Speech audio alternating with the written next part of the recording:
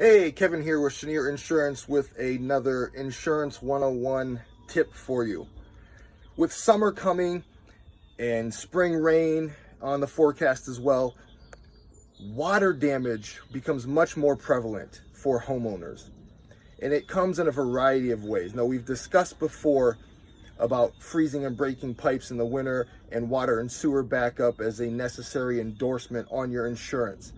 But one of the main causes of water damage, especially in basements, that is not covered on your insurance is going to be water seeping in through foundations or walls.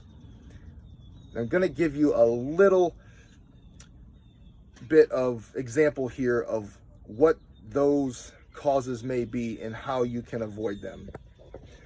If you see here, this foundation, you see the discoloration to where the brick wall foundation and the stone patio pavers are not at the same level they once were. You can tell by the discoloration. This small section of brick pavers below this faucet line has sunk over time on this home that is about 23 years old. When it rains and water sits in these areas and it sinks in where the foundation has sunk, that can get into your basement, get into your walls, cause moisture and mold damage. And again, that is not going to be covered on your homeowner's insurance.